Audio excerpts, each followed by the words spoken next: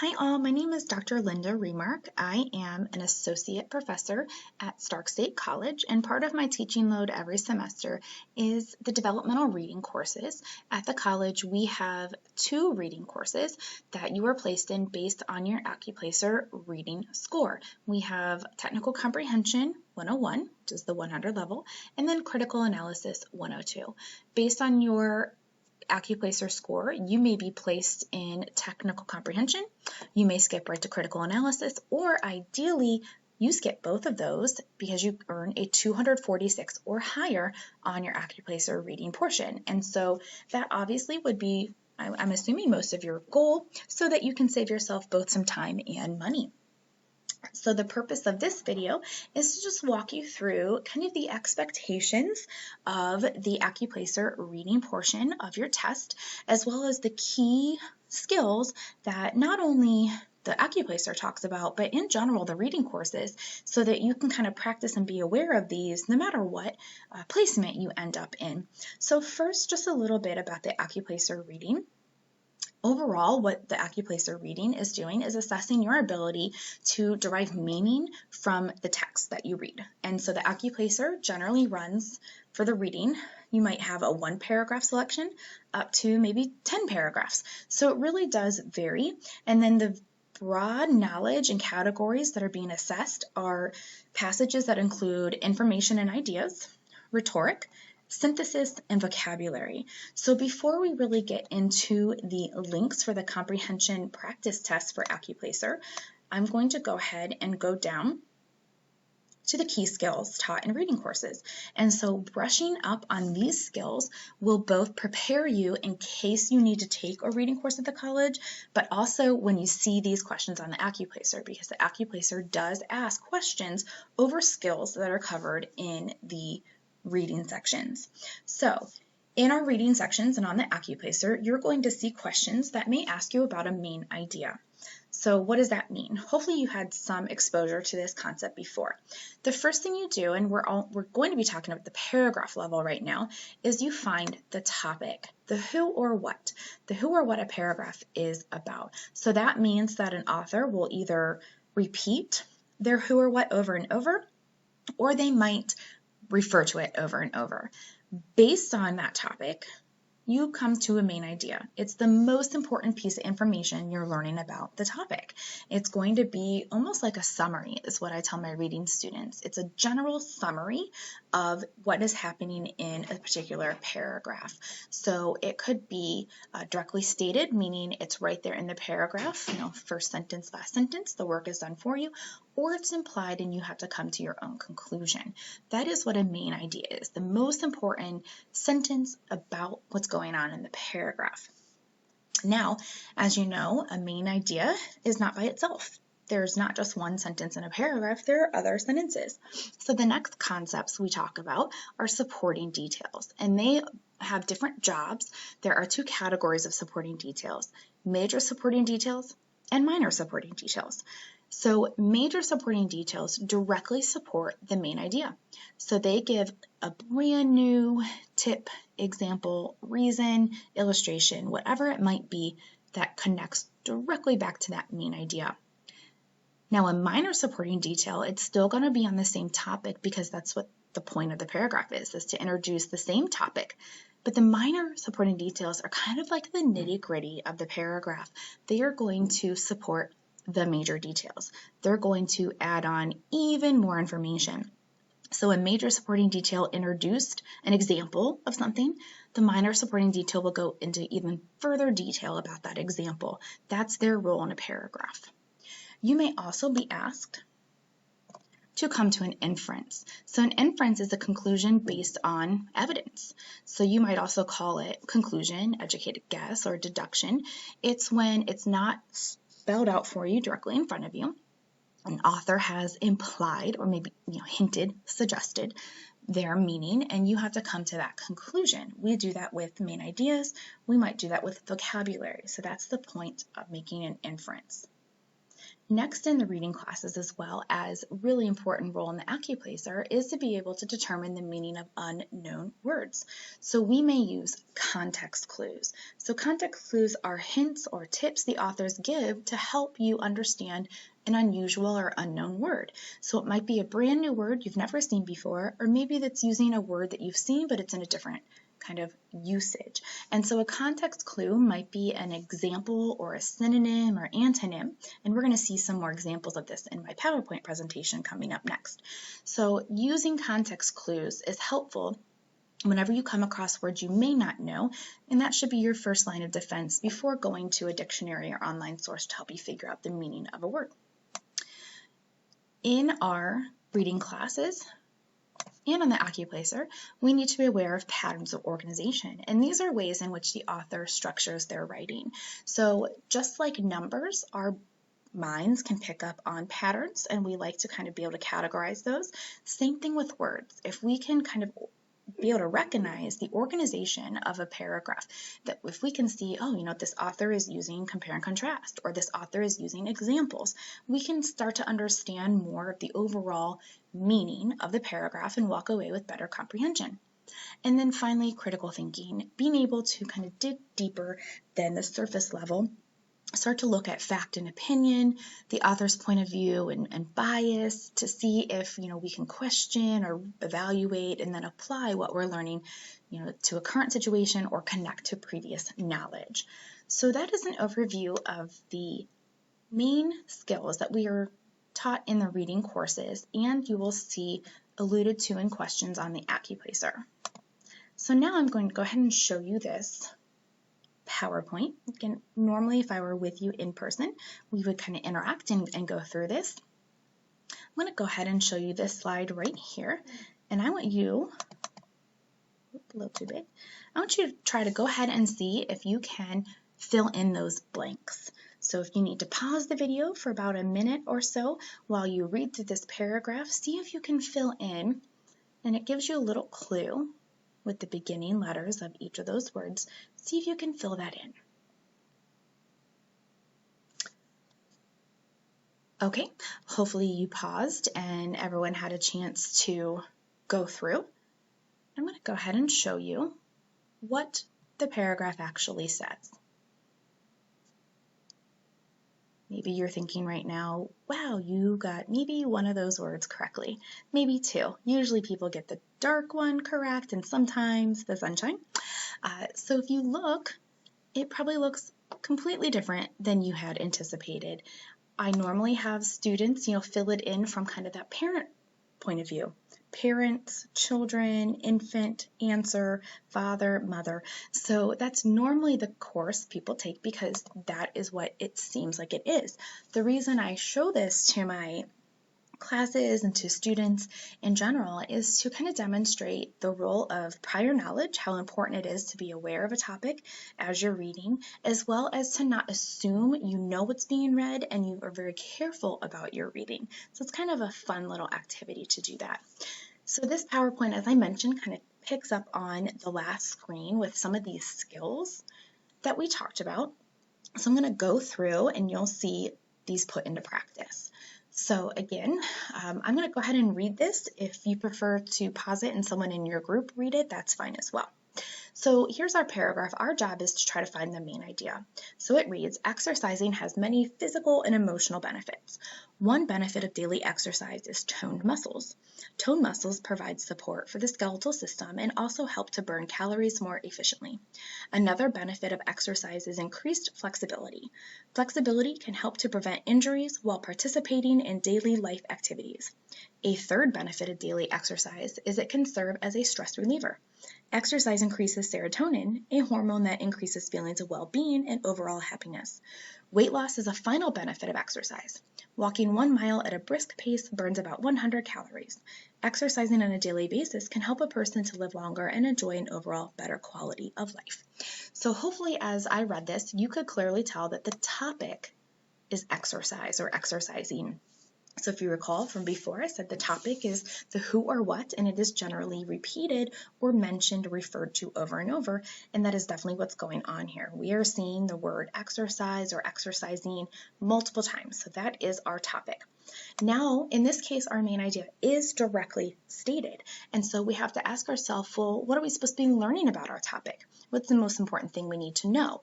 In this case, we are learning that exercise has many physical and emotional benefits. What I like to have my students do is when they think they find the topic, turn it into a question. What are the many physical and emotional benefits of exercising? If the rest of the paragraph can support or answer that question, you know you're on the right track. I also tell my students, look for these kind of, I call them cheat words. It's not foolproof, which means it's not 100% of the time, but often when an author uses words like many, several, various, they're trying to summarize an idea, and they do that and they include that in their main idea sentence. So there's our main idea. Exercising has many physical and emotional benefits. When I turn that into a question, I know I have my correct main idea because the rest of the paragraph spends time talking to me about all those different benefits. Now, I'm going to also add to this discussion our major minor details. I'm going to kind of dissect the paragraph with you. So, as I said, major and minor details are there to give you more information about the main idea. Major details present a brand new reason, tip, benefit, whatever it might be, and minor details kind of piggyback or continue off of the major detail idea. You also, when you're looking for these, can use the assistance of what's called signal words or phrases. Words like first, second, third, another, for example, such as, those often establish a relationship between ideas and can direct you in the direction of where your major and minor details are located. And as I read, maybe you were already able to pick up on the use of these. One, another, third. So you can kind of see again how these are being used. And if we look at our dissection of our major minor details, this walks us through it. All of the major details are in black and the minor details are left in white. So what are my benefits of physical and emotional exercise here? One benefit is toned muscles. That's a brand new benefit. That's a major detail. Toned muscles, well, it doesn't give me a brand new benefit. This sentence directly supports the sentence before it. It goes into more detail. That's what makes it minor. Here's another sentence. Another benefit is flexibility. Brand new idea, brand new benefit. It's not talking about toned muscles anymore. This goes into more detail, so that makes it minor. Flexibility. We already learned about flexibility. A third benefit is stress relief. Brand new benefit. No longer talking about the previous idea of flexibility. Well, then it goes into more examples of stress relief there. And then our last major detail talks about weight loss. And the last couple sentences talk about that weight loss. They're minor details. So that is an example of major minor details. And with main ideas, the rule is there's only ever one main idea per paragraph. With major and minor details, there is no set rule. You could have 5 of one and 1 of the other, or vice versa. So you have to really look and see, where is my main idea and what sentences are directly supporting it, giving me a brand new piece of information, and then what sentences are going into even more detail. All right, moving on to the next concept. Let me minimize that a little bit. So again, I'm going to recommend that you pause the video and have a chance to read this particular screen, because then we're going to talk about what inferences we can make based on this particular selection. Okay, hopefully you have paused the video, read the, I think it's a quite comical paragraph, but looking at this next screen, what can we logically infer? What kind of assumptions can we make? That the compact computer company receives large numbers of customer complaints, that calls for technical support suggest that some people know very little about computers, or computer companies cannot seem to make computers that are easy to use, and for that reason technical support lines are constantly busy. Well, they definitely talk about A, but Compaq is not the only company they mention. And we might think that for some cases, but B is probably our most logical inference, that there are some people out there who don't know a lot about computers, and those kind of logs prove that. All right. Now, as I mentioned again before, context clues. Using context clues, I like to use this acronym of LEADS. So context clues are those tips or hints an author provides to let you know the meaning of an unfamiliar or unknown word. So sometimes they might give you logic, common sense will kick in. They might give you an example of a clue, of a word, an antonym or the opposite of a word, the definition, or a synonym. So let's take a look at some of these. Here's some examples. The nefarious gangster killed without remorse. Well, this is a logic clue because nefarious, even if you're not sure what that means, if we have someone killing without feeling guilty, nefarious probably means, ooh, this guy's pretty cold-hearted. This is a really dangerous, scary person. So that's common sense, kind of logic. An example, some herbivores, if I didn't know what an herbivore was, the next section goes, like the elephant or giraffe, those are examples of an herbivore, will feed on plants or low-hanging trees. So I have an example or a little explanation of what an herbivore is. Let's think about an antonym. This is a big clue right here. Words like unlike, however, on the other hand, in contrast, those all let you know we're doing like an opposite thing. Unlike the smooth rocks found in many stream and riverbeds, the rocks along the northeastern coast can be very craggy. So if I was not sure what craggy meant, up here it says unlike the smooth rocks. So that lets me know that craggy is the opposite of smooth, probably means rough. Sometimes the author will come right out and give you a definition. Lampreys are snake-like fish. Words like are, is, means, those are really powerful words we need to pay attention to when they're connected to an unfamiliar word, because odds are the author is providing you that definition. Or, like in this case, the pulmonary circuit, they put the definition inside commas. An author may do that with parentheses, dashes, brackets to let you know they're defining the word. And then finally, a synonym. The cliff was stratified, and each layer held several types of colorful rock. Well, if I wasn't sure what the word stratified meant, a couple words later tells me a synonym, the word layer. So that's an example of using context clues. All right, moving right along, patterns of organization. These are the most common patterns of organization. As I mentioned, our minds, if we can see a pattern or see how an author is organizing their writing, it allows us to understand it a little bit more. So authors can provide examples. They can structure a paragraph based on the definition of an unknown term or concept. They can give us the cause or the reasons and results of an event. They can compare and contrast, showing how something is similar and or how it's different. Classify, taking a pretty large topic and breaking it down into parts. Or they could just be listing items, ideas, examples. We also have time order, which is literally when something occurred. Your social studies books are set up like this. History books, like they're in time order, chronological order. Process order, how something happens, kind of like your science, like a life cycle process or setting up an experiment. Spatial order is where things are located physically, under, over, next to, that kind of thing. In addition, further information. So those are patterns of organization. Those are ways authors can organize their writing. If we can identify that, it allows us to understand more of what's happening in the paragraph. And then finally, critical thinking. We need to know the difference between a fact, something that can be proven true or false, an opinion, just a belief or a value or a judgment, and then an informed opinion is kind of like that gray area. You've done the research and you come to an opinion, but it's informed because you've done kind of the background work. The author's bias, do they have like a preference? Are they showing if they like or dislike something? Their tone, their attitude toward a topic, their purpose, what are they trying to do? Are they trying to convince you of something, give you information, tell you a story, entertain you, or really describe? And then their argument, are they trying to argue something? If so, what are they trying to argue? What's their point? All right.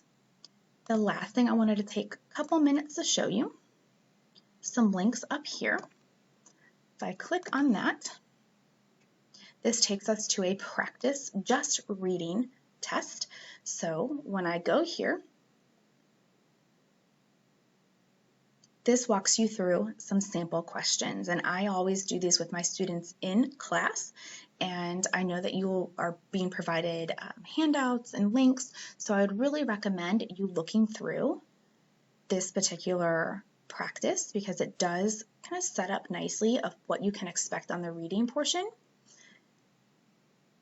Go through, try it. You'll see almost all of these are based off of a paragraph or more, asking questions about, oh, what can you conclude? What is the point being made? What's the main idea? And then the last couple of questions are like vocabulary type questions. You do get access to the answer key, but I would really recommend you trying it on your own first to see how you do. And then what I really like about it is it goes into depth as to why each answer is what it is. So you know why you got that answer correct or incorrect. And then finally, this will make you create an account. But if you do so, you can have access to another practice test. So I would recommend creating an account if you haven't already done so, and so that you can have access to that.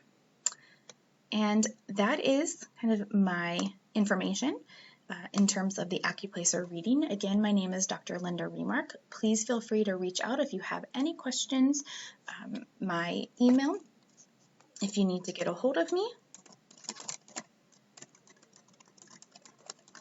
is lremark@starkstate.edu. If you have any questions, always feel free to send one my way, and I can do my best to direct you where to go or answer the question. And good luck to everyone taking the Accuplacer, and perhaps I'll see some of you on campus.